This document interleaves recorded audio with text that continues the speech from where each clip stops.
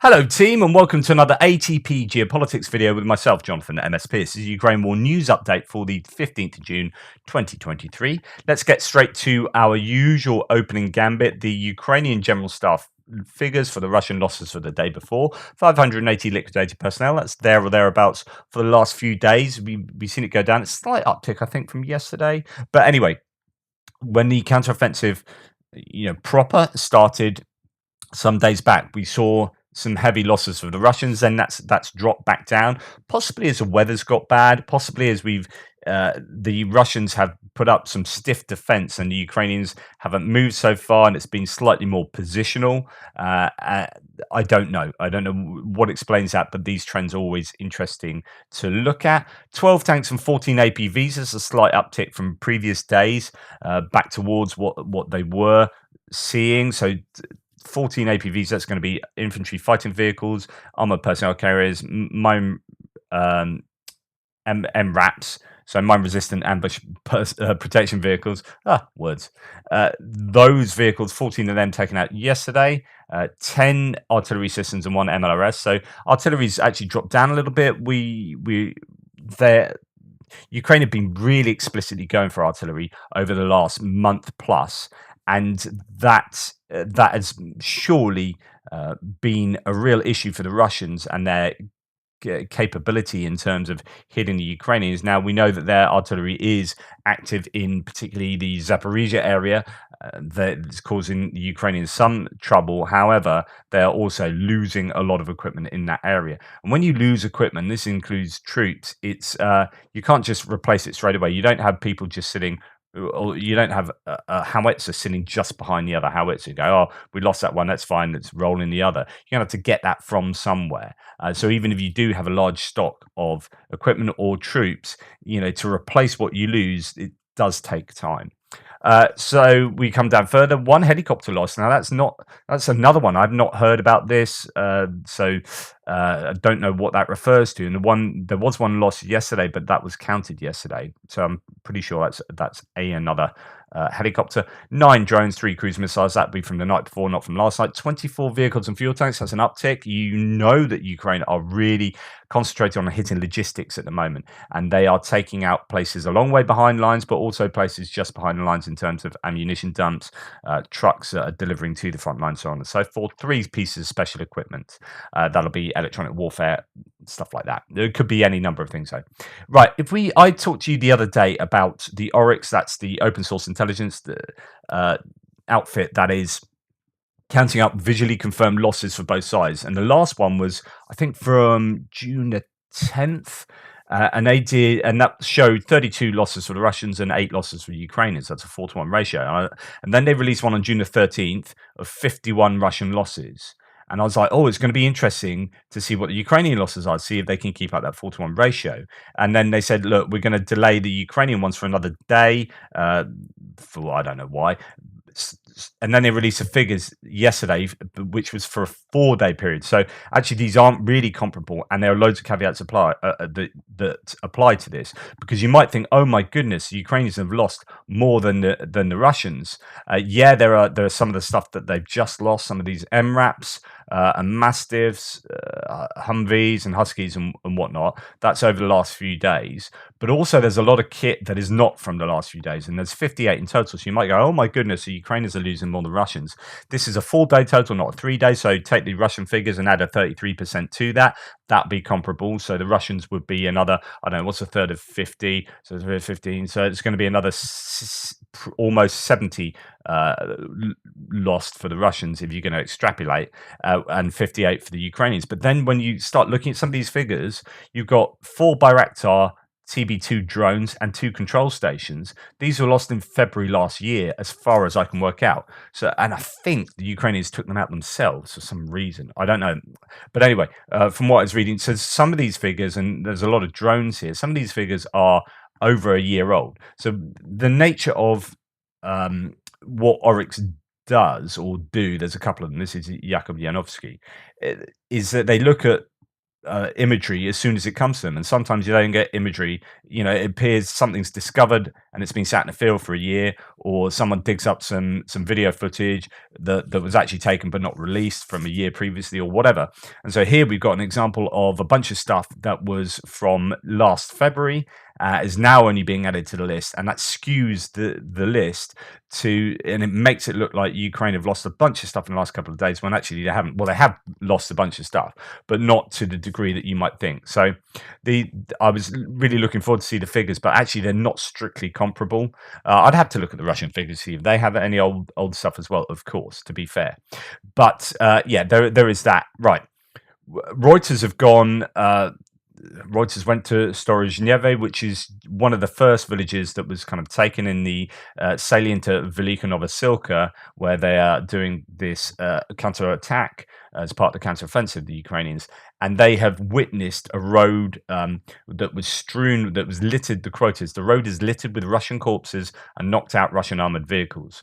Reuters commented on the released footage. Although I don't think they would have had... that's them looking at the footage rather than looking at being a reporter on the line. I don't think they're going to be in Storozhnev. Oops, I shouldn't really show you that. So anyway, that's what Reuters have shown. If we look at the data for the Russian losses, according to the General Staff, and this is the open source analysis of that, or presentation of that data done by Dell, one of my viewers. The link is down below. I think I forgot to put the link in recently, so that should be there all the time. Please check this out and share this with your friends. He's keen for people to get hold of this as a useful bit of data analysis. You can see that there's been this big uptick. Hopefully you can see that over my picture. If I just get rid of my stupid face and move that over to there, then you can see that the data for the personnel losses has ticked up during the beginning of the counteroffensive, but has gone back down. But it's certainly got a little bit steeper for a while. Tanks as well, we can see that there's been an uptick in tanks, but then that's dropped down over the last couple of days, but then it's gone up today. So that is going back up. You can see the steepness represents the added spikes, and APVs. We have again a marginal uptick recently, and then going back down. And we'll see if that goes back up as the Ukrainians push on. The other one that might be worth looking at is the anti-aircraft warfare systems. You can see a really steep incline there, as the Ukrainians have been hitting these hard ahead of the counteroffensive and at the beginning of the counteroffensive. It's really important for them to take these out so that they can get some kind of air parity, because they won't have an air advantage, but they need to be able to fly their sorties relatively safely. Okay, let's try and unpick some of these numbers then, just to let you know. So another loss that I don't know if this is representative of anything. We've heard a lot of kind of mutinies, desertions recently. This is a friendly fire incident, becoming one of the most popular hashtags on these threads. And today, Roman Boldrev takes center stage after killing 5 of his colleagues in Russia's army. Hashtag stop Russia now. This is just an example, I think, of the sense of morale and the issues within the Russian armed forces. Malia has said, so this is the Deputy Defense Minister Hanna Malia, has said that Russia loses 5 times more troops than Ukraine on the southern front. And actually, the total they gave for the Bakhmut front was 8.73, I think. The ratio of Russian losses to Ukrainian is pretty phenomenal. Of course, take these with a pinch of salt, but 5.3 times more troops being lost on the southern front than the Ukrainians. That's at least what they're officially saying. That appears to be borne out by different sources as well, other than the Russian MOD and Putin. But if you take that out, even some of the Russian sources are saying, things are tough. So I would suggest that it would be somewhere around that, or certainly to the benefit of the Ukrainians. What I'm interested in is whether that's frontline activity, or whether that includes some of the hits behind the lines. There have been some phenomenally expensive hits for the Russians behind the lines, and we'll go on to that in a second. Right, just to try and put some meat on the bones for some of those figures again, I showed you HIMARS strikes on 2 self-propelled howitzers yesterday, and I said that was really significant because they're starting to use HIMARS to take out lower value targets. Not so over the last however long they've had HIMARS for, I don't know, 9 months or whatever it is. They've been using HIMARS to take out high value targets like troop accumulations, supply depots, yeah, storage, so on, this and that, that give them a lot of return on their investment, if you like. Uh, and I was saying it's really interesting that they're using these to fire out artillery. It shows the value of taking out artillery in these places. Someone else in the threads, I think, was saying, surely that's an asymmetry there. It's too expensive to use these on those kinds of targets. And actually, no. So this is what HIMARS are designed for. So HIMARS are actually a replacement to artillery, effectively. So you're now starting to see M777 howitzers, things like that, being phased out, and the replacement is HIMARS. So with artillery, you have to walk in your artillery, unless you're using precision shells like Excalibur, which then pushes up the price. If you're using normal dumb munition, you're walking it in and you are hitting your target after maybe 10 rounds. I showed you some footage of about like 20 rounds before something being remotely hit, and here we have, I think that was a HIMARS hit there on that position, or at least that's the claim. And there's something like 3 bits of kit here that are taken out arguably with HIMARS, and even if it isn't exactly with HIMARS here, or some of them are with HIMARS, some of them with artillery, the point is that they are using HIMARS to take out Russian individual pieces of Russian kit. That is what it's for. And it also indicates that the Ukrainians really want to take this out to give them a much easier counter-offensive, much easier maneuvers. Right. 110th Separate Mechanized Brigade, showing how Russian equipment is being targeted from the sky. I mean, I don't need to show you this whole video, but there is so much footage of Russian stuff being taken out. Now, there is Ukrainian losses, of course. We've seen the same old Ukrainian losses. There are a few others trying to date stamp what is going on, but there's a lot of Russian equipment being taken out, particularly by drones and IEDs being dropped from drones. Here is an explosion of a tank truck with ammunition. I've included this today because it is just so massive. And of course, if a truck is hitting a mine, then the question is it hitting its own mine here? I mean, that's a massive explosion. Or is it hitting a mine that's thus been dispensed aerially? So you can fire these shells from howitzers that release a whole bunch of mines. Is that what taking that truck out? Also, that truck is delivering ammunition. That ammunition is not getting to the front line now.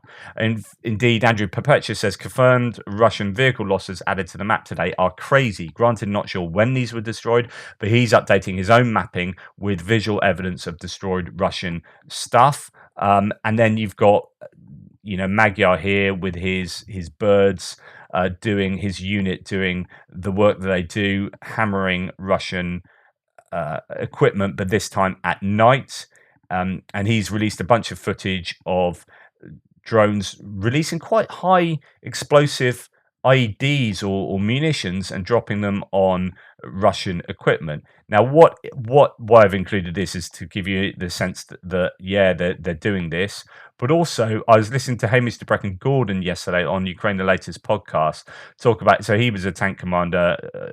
He was talking about using good optics, thermal optics, is very useful for spotting metal stuff at night, particularly in the summer when it's been warm, really hot, and it cools down at a much different rate from the earth around it. So that will enable thermal imaging in these drones to spot targets, but also tanks at night. He said it's marginally easier, somewhat easier potentially, to spot mines at night as well because the metal reflects. So actually, when you're driving around in a tank at night, it's arguably safer than driving around in the day. And I thought that was an interesting observation. Anyway, a lot of Russian equipment getting taken out. Let's look at some hits from aerial munitions like HIMARS. So Russian sources say, and this is done the rounds yesterday, this was a big piece of news.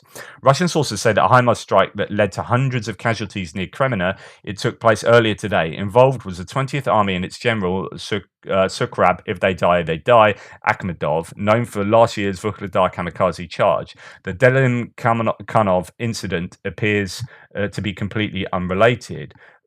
Okay, so let me explain this. Some are claiming that this HIMARS strike took out 200 Russian troops and possibly this general. But what was happening? Okay, uh, let me read this, and I'll continue. So yesterday, Putin was talking about how inefficient parquet generals are, and today there are reports in the Kremlin area a strike was dealt at the units of one of the divisions that were waiting for a speech from the division commander, this chap here.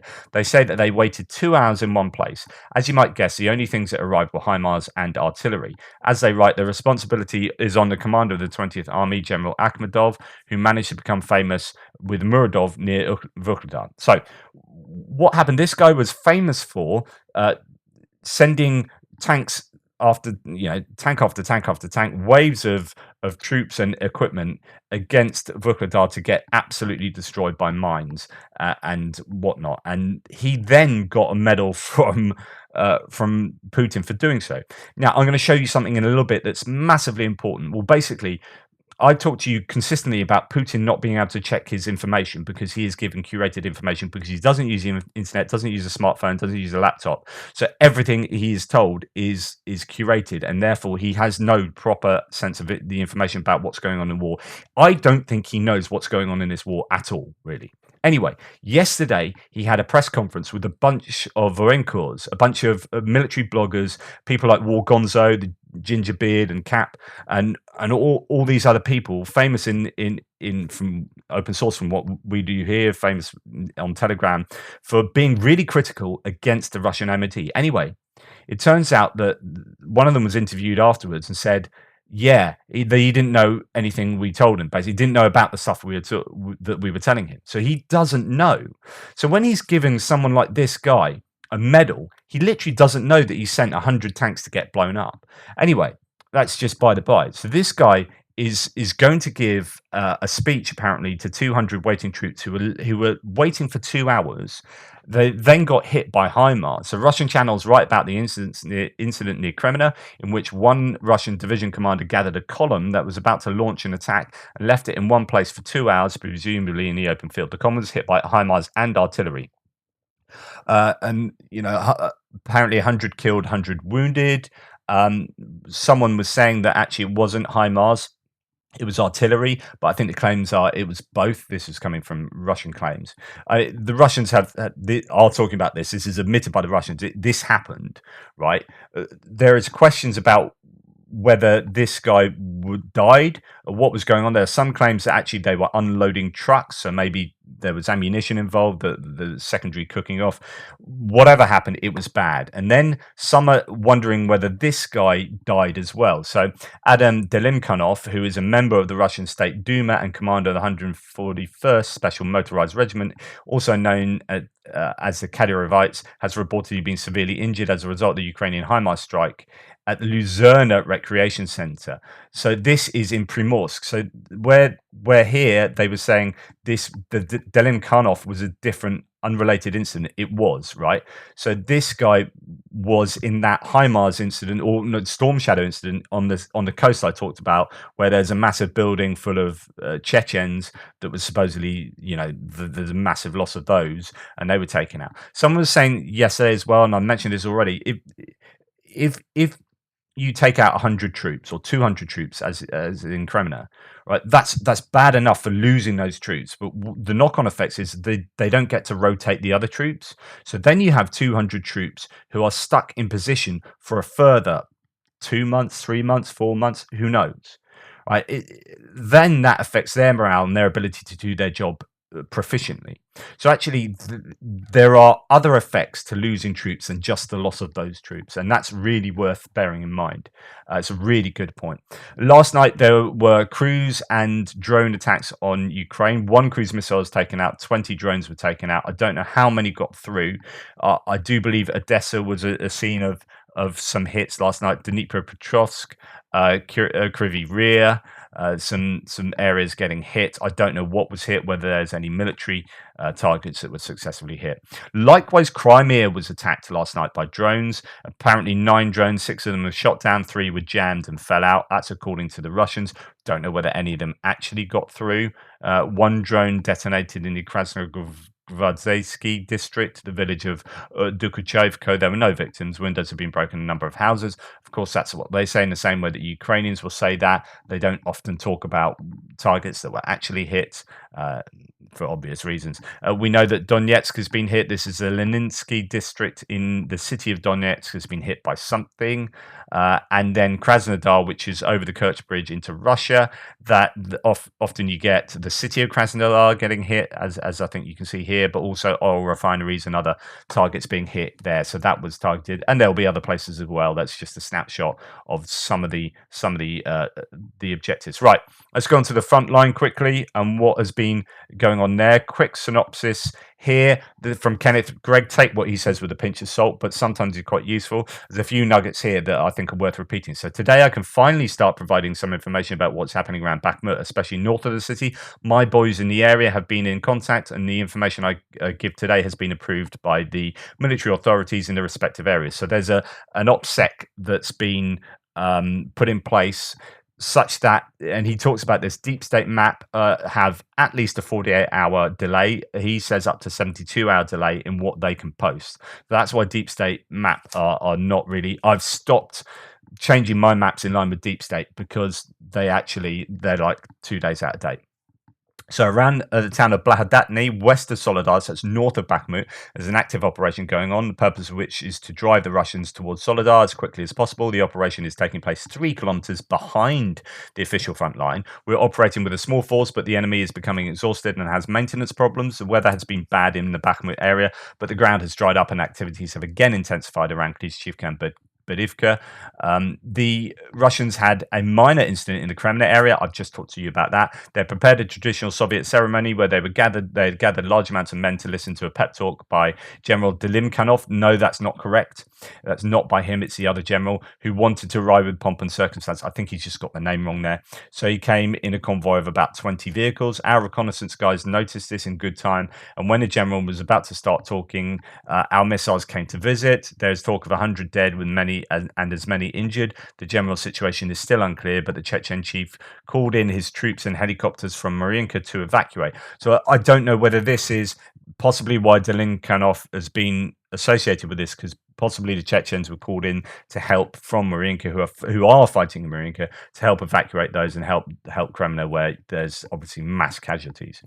How anyone can be so stupid as to position their troops as lame ducks is beyond me. This is Vuhledar 2.0. In Avdiivka area is the only front line where the Russians tried an offensive, but in vain. Their troops are wearing down more and more, which can be seen in the lack of intensity of their attacks. In the southern sector, the Russians' line of contact is slowly being eroded, although it's not visible on deep state map. In reality, it happens continuously. There's a 72-hour, up to 72-hour delay on deep state. South of Danilivka, we have taken back and secured an area of 4 square kilometers, 4 by 1.5 kilometers, sorry. After securing reclaimed land, we moved our troops forward and to regroup slowly but surely. We're in a position to unleash everything we have. And then it goes on to talk about Rivnapil. And that settlement has been intensely fought over.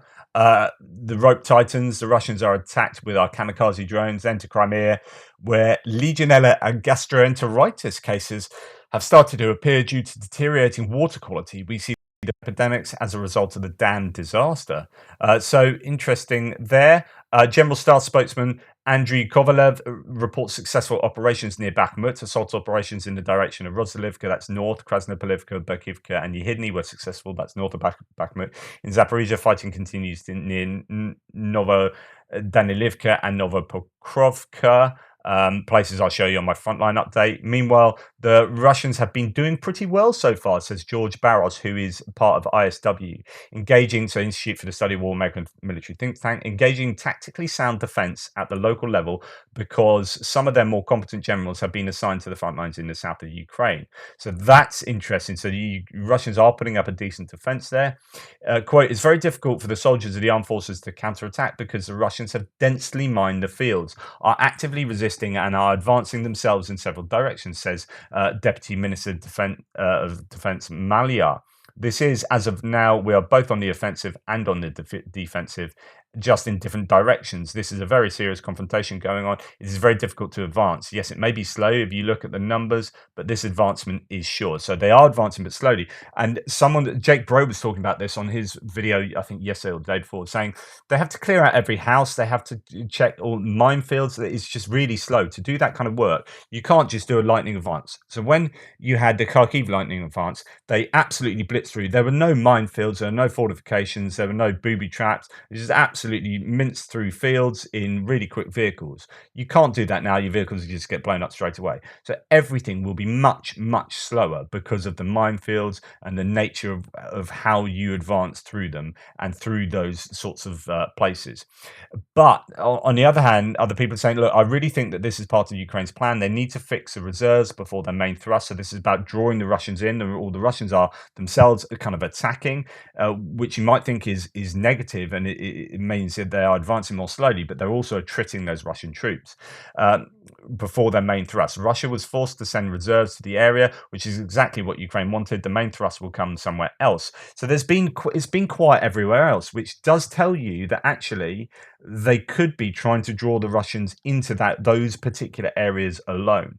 As someone else says here, Ukraine will update. The goal of this is the destruction of the Russian army. Ukraine is drawing out their reserves and chewing them up. The plan is working well. Taking geographic locations is a secondary effect. It will come when the time is right. The main breakthrough attack is still not obvious, nor will it be until the conditions are right. Every Russian soldier or vehicle or system taken out is at least one that cannot be used at the critical moment when the stakes are greatest. A brutal strategy necessary when fighting the Russian army. And then Trentelenko says, drawing on what the Euromaidan press says, so they say within the last 24 hours, Russian troops have been forced to conduct strictly defensive operations along the entire southern front line. So that's slightly different from what Malia is saying. The general staff of the Ukraine armed forces have reported. So possibly they're starting to go more on the offensive now. And the Russians are starting more to sit back on the defensive. So where they were trying to hit back at Makarivka so many times, it might be they've gone more into the defensive now. Trentelenko says Russian only attacks or counterattacks with artillery superiority. This means that Ukrainian fires have blunted both the Russian reserves and artillery thrown at the Ukrainian offensive. Meanwhile, there is a lot of equipment being captured by the Ukrainians. The Russian equipment, I've seen a bunch being towed. Here's a self-propelled howitzer. Again, put that together with the stuff that's been destroyed. You've also got hauls of equipment. Now, why I'm showing you this is that this equipment that Ukrainians have taken off the Russians here is actually quite high value equipment. These are fairly decent. The impression is, from what I was reading, that these are fairly decent Russian soldiers working in the area that have fairly good equipment in places. So rather than some of the really poor equipment we have seen previously. I'm not going to show you these videos, but there are an absolute bunch of videos. I mean, this one's for a few days ago, but even yesterday, there are so many videos coming out of Russian POWs. So I'm fairly confident, just from what I've seen, that the Ukrainians are taking a lot of POWs, and the Russians probably aren't because they are on the defensive primarily. But the Ukrainians are losing equipment, of course. So here is a bit of footage of a position that's been taken over by the Ukrainians, and they, taken over a trench system, but they do lose a couple of bits of equipment, or at least one. I don't know what's going on with the other one, but this is is it T62 or T64? I'm not sure. That has been taken out. Now, what's interesting about this piece of equipment is I think it's still salvageable. I think it's only the ERA that's been taken out there, so and some part of the turret. So my guess is actually that'd be easy to recover and repair. But just to let you know that obviously the Ukrainians will be losing a lot of equipment too. Here's some footage of a Ukrainian Leopard 2 tank again, Leopard 2A4, that's got stuck. But actually this is just a case, as far as I can work out, of the vehicle being stuck and not it being taken out. So I presume that an ARV will be able to just tow that away. And hopefully get it on the move again.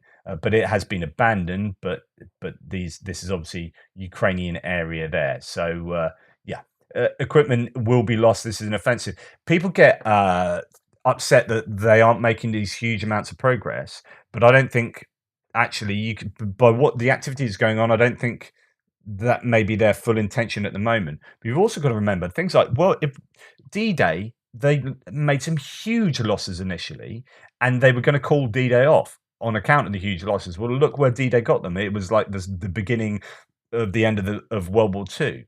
So it's really dangerous to judge on some of these opening engagements. Okay, let's go to some other bits and pieces. So this is what I was telling you. Sladkov, one of the military bloggers, Russian ultra nationalist, says the last 30 minutes of the press conference, if you like, with Putin was a closed meeting, so no cameras and recording, where the Vorenkors, these mill bloggers, told Putin about the problems facing Russian units. According to Sladkov, Putin said, "I didn't know about this. I'm hearing about this for the first time," after hearing about those problems. Now, in my opinion, this is the biggest piece of news today, right? And because it confirms, it fully verifies everything I've been saying about the information bubble that Putin lives in, and it goes to show uh, that garbage in, garbage out. You end up making bad decisions if you've got bad intel, and Putin has bad intel. And I was listening to a number of analysts recently, and a few of them just saying, I just don't think Putin knows what's going on. Just don't think he has a clue about what's actually happening. Here we've got in the Avtovaz Lada uh, manufacturing plant, or Lada, the company, have asked for prison inmates because of the lack of regular workers. So we've got this, a lack of labor force in Russia because of people have run away, so they don't get mobilized, up to maybe 1 million people, maybe more than 1 million people.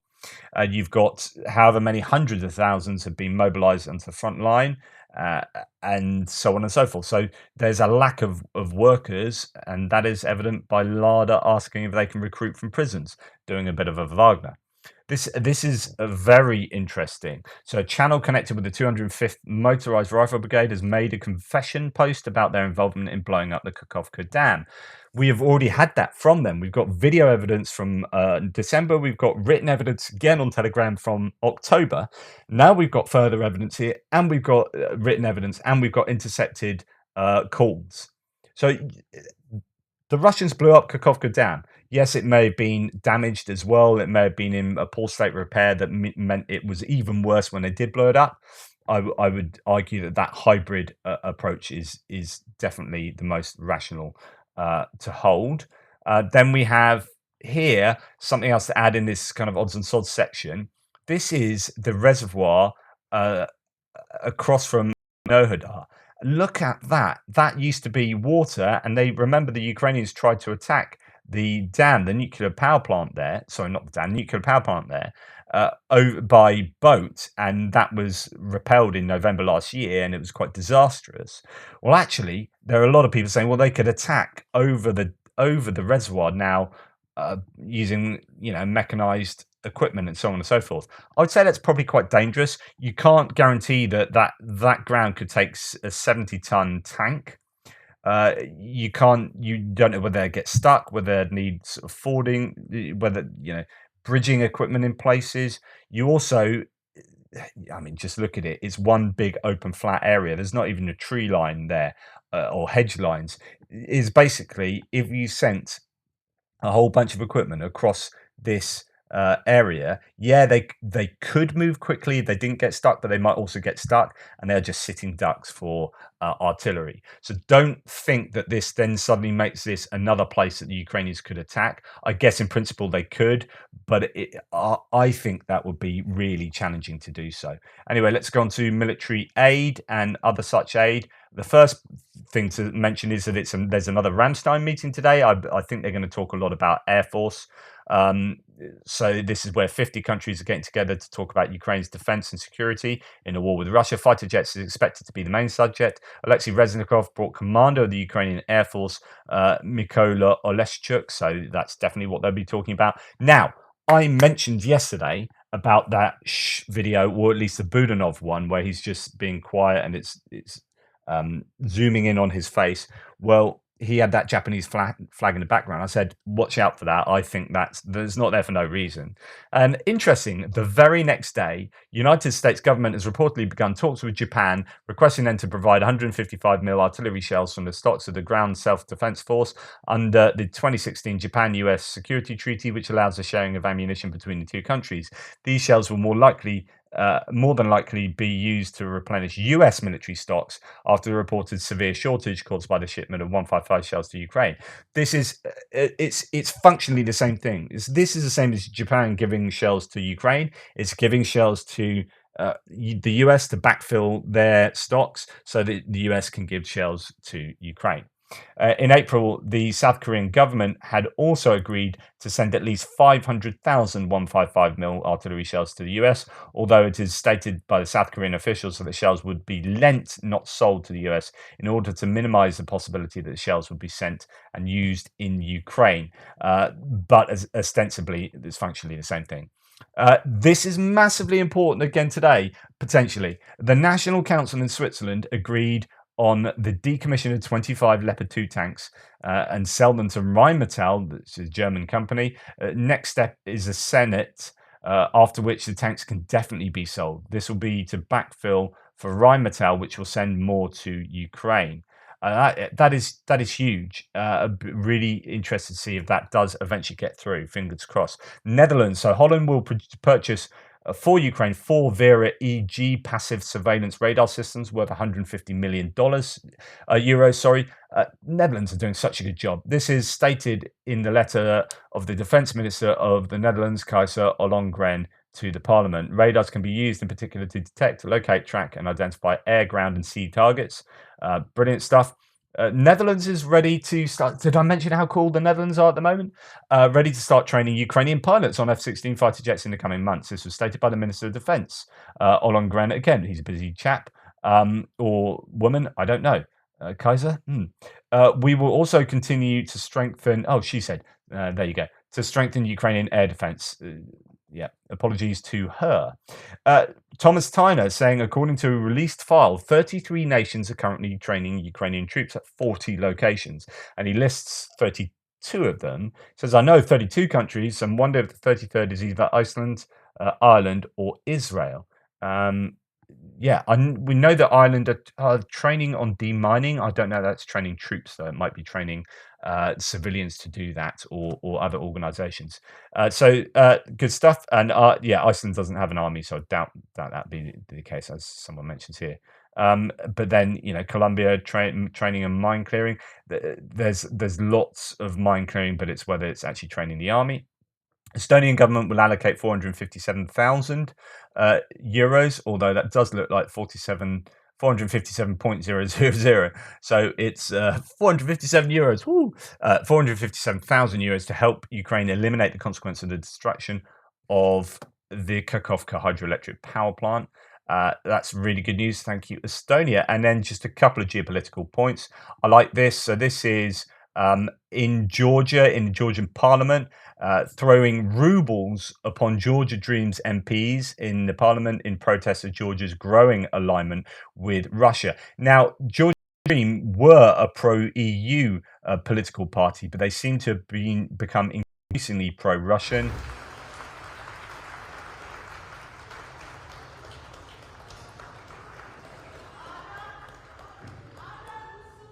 No to the Russian dream. No to the Russian regime.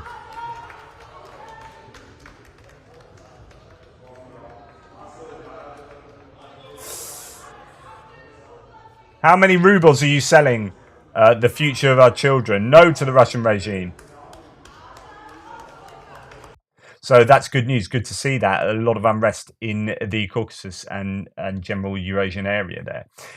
Breaking two Russians have been arrested for flying drones over the Swedish parliament. I don't think that's a wise idea, but yeah, not in this time. It'll be interesting to see how widespread that is. It's not the first time we've had a lot of that kind of activity in Norway over the course of the war, where we've had Russians doing sort of funky stuff there. Anyway, that's the end of the news piece for me. Really appreciate you spending your time with me. Thank you so much. Please like, subscribe, and share, and do all those funky things. Remember Dell's Excel spreadsheet below. Check that out and share it with your friends and other YouTubers as well. Please do that. That would be great for him and for just open source information. Apologies for forgetting to put myself back in the bottom right of the screen. I'm at the top left. Hey, deal with it. Take care, and I'll speak to you in my next video, the Frontline Update.